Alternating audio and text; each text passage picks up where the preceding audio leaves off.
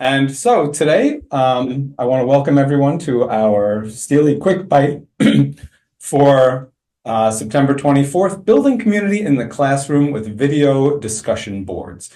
So I've got a kind of short poll that I'd like people to kind of take right now if you've got an opportunity. And the question today is, how comfortable are you? Are you comfortable with the idea of using video discussion boards in your courses? And we've got four choices here. You might be in the stress center. You can log into pollev.com/STLI to take this poll. There, you can either go there in a web browser, or you can go ahead and scan that QR code at the top of the top right of your screen, and you can do it on your phone. You might be in the stress center as far as using video discussion boards in your courses. You're nervous about learning it, but you feel like you need to use it. Maybe you are in the launch pad, that you have a use for it and you're really eager to learn, eager to implement it, want to know some of the best ways to do it. You may be in the passenger seat. You already know how to do it, but you just don't feel like you have an opportunity. And maybe we can help you think about some ways that you can make time and space for that in your classes.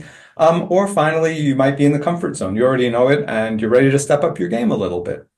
So it looks like 5 people have responded, and that's good. We have 8 participants here, including me and Pablo, so that would make 6 people total. So I think, oh, and there's a 6th person. So let's take a look and see what your responses are. So all over the map, a couple of people are in the sort of uncertain, in the stress center. One person's right in the middle. Somebody's in the passenger seat, and a couple of people are comfortable. Well, good. That's an interesting grouping. This is especially the case since a lot of people who were using video discussion boards were using a tool called Flip, Microsoft Flip, and Microsoft decided to get rid of Flip. So one of the reasons that we're here today is to talk about some alternatives to Flip, but at the same time, to kind of reset and say, what are some good uses of video discussion boards? And that's what we're going to kind of talk about today. And I'd love to hear from all of you how you might be using video discussion boards. So first of all, what is it? From our perspective here at STLI, video discussion boards are short recorded video responses that students share with each other specifically and comment on to answer instructor prompts. This would be different from, say, just a video that a student was sharing with the instructor. This is something, a discussion board particularly, that the instructor wants students to have some sort of opportunity to hear what their colleagues are saying about that. So why does it matter? One of the things about video discussion boards is it can really, especially if you use it at the beginning of the semester, it can help students get to know each other, break the ice, which helps create a greater sense of community in the classroom. And if you get that going right off the bat, it can really help students get to know each other, feel like they're part of something larger. There are lots of other things that it's good for, but a couple of things that we like to emphasize here at STLI is that it gives the students the opportunity to practice their public speaking skills. So those are some things that a video discussion board can do that, for example, a regular discussion board might not be able to do. And I like to distinguish between a video discussion board and a discussion board when I talk about why it matters. So why specifically a video discussion board and not a regular old-fashioned discussion board? Because it's a little bit more trouble to put together a video discussion board. Is it worth the extra effort? And it can be, as long as you have your assignment or your exercise really thought out. And so how do you do it? There are 2 aspects to creating a powerful video discussion board. First, there's choosing the right strategy for a good video discussion, and the second is choosing the right technology. And we're going to be talking about both of these aspects in today's Quick Bite. So strategies for incorporating video discussion boards. Let's talk about kind of when to use them. A good time to use them is especially if you're doing a welcome to the course assignment, where you would have the students talk a little bit about themselves. A lot of faculty members have a prompt for that, so why they're in the course. Usually when you're giving students a prompt for a video discussion board, it's better to give them some ideas of what to say and to model a video for them. So I always encourage faculty members to not have a blank discussion board when they're actually looking for students to participate. So the welcome to the course, I always say to the instructor, go ahead and you do the first entry and introduce yourself. Say, I really like the why am I taking this course? And one of the things that is surprising to faculty members, which they really sort of get into, is why am I teaching the course? And that's a really nice opportunity for them to talk about, this is a new course for me and I'm really excited to learn from you all. Or this is a class that I have taught for many years and I'm looking to add X, Y, and Z to it. So giving that faculty member the opportunity to connect with the students on that level can really help break the ice and can really help break that barrier between instructor and student.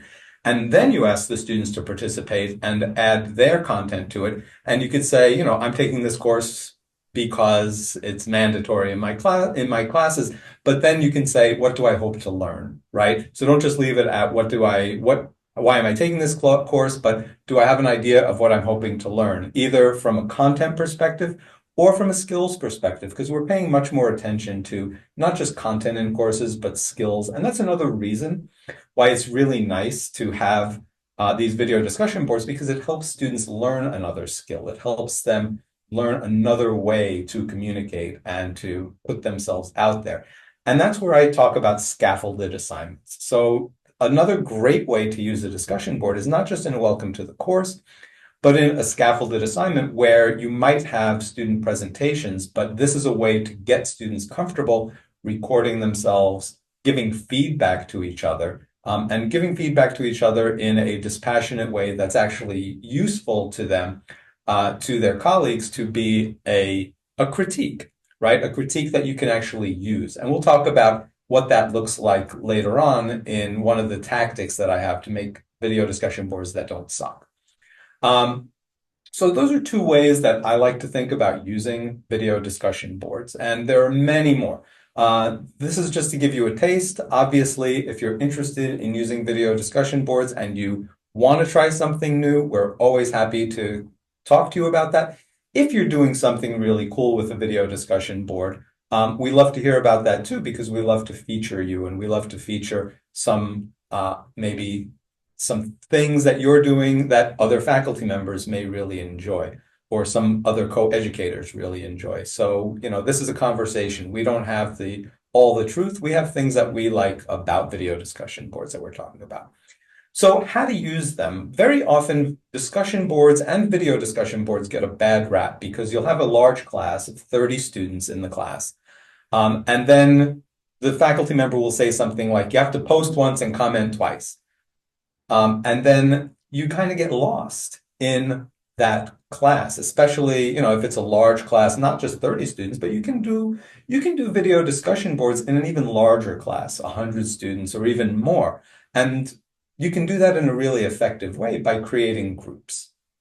Creating small groups of anywhere from 5 students to 7 students. If you've got a 30-student class, it might be better to have 5 students. If you've got a larger class, it might be better to have 7 students.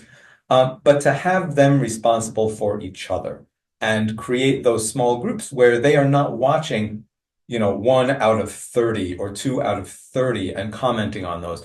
You have a cadre of students that you can stick with for the entire semester, where you're getting to know these individual students and you're working in a small group, but then, you're having a larger group for other things. This is a really wonderful opportunity, especially in a large class, to make students feel like they get to know at least a few people in their class. You have a welcome to the course, you have an assignment where they're asked to give feedback about a particular topic, and they really get to know each other's opinions, right? And another way that you can really use them is for low stakes presentations. If I had a presentation at the end of the semester where I wanted students to actually deliver a presentation either in front of the class or a recorded presentation, having students know that, hey, I'm showing you this skill, I'm making you do this video discussion board because it helps you build your presentation skills. It's always really wonderful whenever you're giving students an assignment of any kind to attach that assignment to why you're doing it and the skills that they are gaining by doing that thing. So I like to have a welcome to the course where they're getting a check for doing it. I like to have a low stakes presentation where they're getting a check for presenting, for maybe putting together a slide and explaining why this slide is important for our understanding of a particular topic. It's just another way for students to get that opportunity to communicate. And as I said, even in a large class, you can do this. You can do a low stakes presentation and give students the feeling of a community, which is hard to do in a large class most of the time. All right, so that's sort of strategies for incorporating video discussion boards. What we also like to offer here at STLI is a framework for helping students not just do their video discussion, but comment on other students' video discussions. So one of the powerful things about the video discussion, and really one of the reasons that you'd want to share all of the videos with the entire class is because it gives the other students an opportunity to see what their colleagues are thinking and to give them an opportunity to comment on them or critique them. And so what we have for that is a really simple technique that we use. You might have heard of it before. It's called 3 C's and a Q. And this is a template or model for students to follow when responding to each other when they're doing a video discussion. So this is one method that we like. There are other methods, but this one is super easy to do and really effective. So the first C is compliment. I like how you do this, right? I like how you, and it could be anything. It could be on the way they present themselves. I like how you use inflection in your video discussion. I like how you used, I go by she, her. You know, I like that you care about the kind of gender issues. Comment. I agree with this, or I think this. So you're commenting on the actual content of the video discussion. And you can use this in a regular discussion board as well. Connect. You know, I've also done exactly this thing, or I've seen this in another situation. So take that opportunity to connect with your peers and say, oh, you know what? I'm looking to make that connection with them. And then finally, a question. And that's the Q. I wonder if you thought of this topic, or why do you say that? Or what do you mean by this phrase?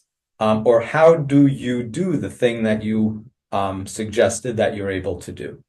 So 3 C's and a Q is a really great way, especially if you've got that small group working together, because then they really do develop that relationship with each other as the semester goes by. If you've got like maybe 3 or 4 video discussions over the course of the semester for them to engage with.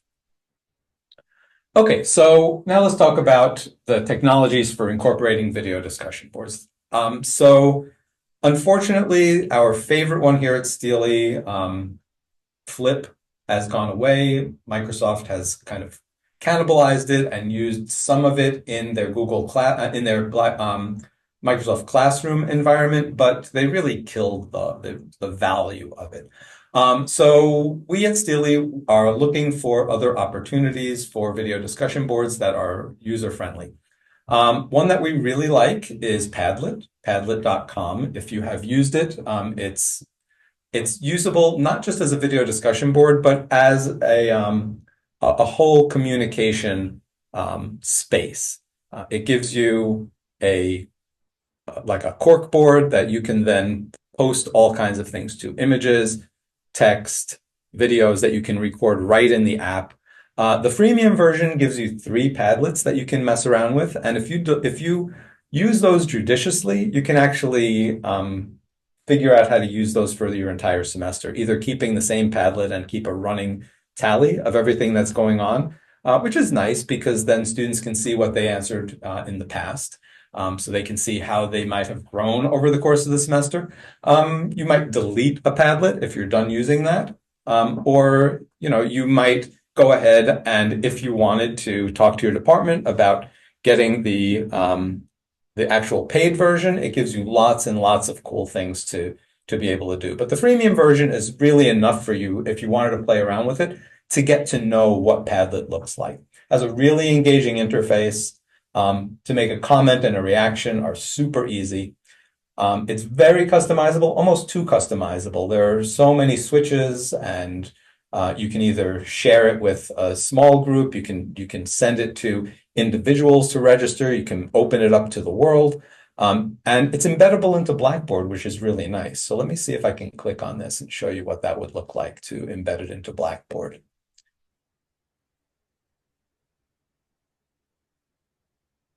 So here you can see is my video discussion board in Blackboard, and if I click on that, here's that welcome to the course Padlet that I have created. And there it is, it's embedded right into my Blackboard site. Students can actually create their videos, their video introductions right here in Blackboard, and it'll post directly to Padlet. It's very easy to do. So if I click on the little add post, you'll see I can add a subject. So I'll say hello. And now I've got all of these different options that I can do. I can upload something, I can link to something, I can take a photo with my camera. But what I want is more attachment types. And if I click on that, you notice there's a video recorder. And I can also, let's say I have something that I've already recorded on YouTube, I can actually just go ahead and post that there. But I'm going to click on video recorder. Let's see if this works while I'm recording the Zoom session. So I'll click on video recorder, and it couldn't connect my camera or microphone. So let me go ahead and I'm going to just show you what that looked like. So I'm going to hit X here. So you'll notice, I'm going to delete the draft. You'll notice that here's my recording that I did a little while ago, and I can click on that. And we can go ahead and watch it. Hey, it's Mike. I'm recording this video, and hopefully it's a great introduction. So now that I've recorded it and I've posted it, I can then share it with everyone, and they can add comments. My colleagues can add comments to it very easily. They can add a video comment. They can add text comments, whatever they want to do. They can also give it a heart, or they can post their own. So that's how you go ahead and embed it in your Blackboard site. If you want to take a look at that particular Padlet, I'm going to click on this link here. And this is what that Padlet looks like in its natural environment. And if I want to share that with everyone, which I can do, I'll just click on that link, and I'll copy that link to the clipboard. And I'm going to go ahead and put it in the chat window. And you can go ahead and play around with it after this meeting. You can go ahead and try to upload something yourself. So I went ahead and I posted that link in the chat, and I opened it up to everyone. So if you wanted to test it out and look at what a Padlet looks like, see how easy it is to record, you can totally do that. I'm using the free version right now, and it's a great tool. All right, so next thing that I can suggest is Google Drive, believe it or not. That's the other thing that we've used as a kind of stopgap measure. If you didn't want to learn a new application, if you wanted something that's just incredibly easy, that works with your William & Mary existing account, you can create as many folders as you want for as many classes as you want, for as many assignments as you want. It's easy for students to upload and view. The only thing is they'd have to create their videos, like using Zoom and then saving it to a local machine and then uploading those, or whatever it is that they upload, whatever they use to create videos. Students know how to create videos, but it is an extra step. No bells and whistles at all. And comments are easy, but they're not necessarily as easy and as cool to look at as it is in Padlet. I do have a video tutorial that I'll share with everyone at this session. And here's an example folder that I will share with you just to see you can see what it looks like. So I've taken some videos that I pulled off of YouTube, and you can see it's just a folder of videos that students can then watch. If you title it something, they can read the title. So you want to title it with the student's name. You'd create a folder for your class, and then as the student watches the video,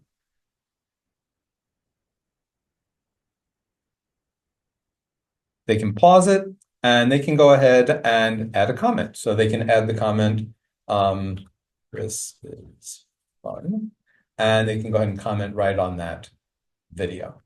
So I'll close this window, and students can go ahead and go to the information, and they can see exactly, if they go to the activity area, they can see who commented on things, what they commented on, and they can jump to any of those comments that their colleagues have made on their own posts. So, like I said, a little bit of training to use Google Drive, but it's free, it's accessible to you. And as I said, I do have a tutorial that I will send out to everyone in this meeting if you wanted to give that a try.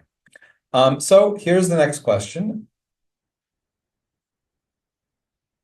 And if you could answer, are you comfortable with the idea of using video discussion boards in your courses after learning about Padlet and learning about some of the uses for discussion board, how you can incorporate it into your classes, and learning a little bit about Google Drive, and also with knowing that you're not in it alone. STLI is more than happy to connect you with any resources and to help you integrate it into your courses. So we've got 4 respondents. If I'll wait another minute or two. 6, 8, nice. Okay, so let's go ahead and take a look and see how people are feeling. All right, so people have moved up into the comfort zone, and one person's in the launch pad, ready and eager to use. So as you are well aware, you can reach us for a consultation or any kind of help at stli@wm.edu, and we'll be sending out some more information about this topic to everyone